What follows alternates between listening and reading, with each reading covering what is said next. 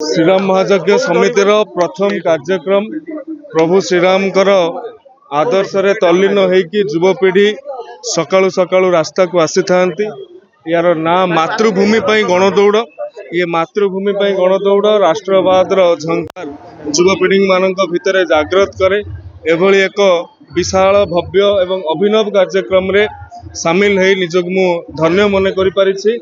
एवं भद्रक जिलार कोण अनुकोण आज युव शक्ति माने एथिरे सामिल होइचंती। ये एक भल संकेत राष्ट्र प्रति जाति प्रति राज्य प्रति प्रदान कर। धन्यवाद।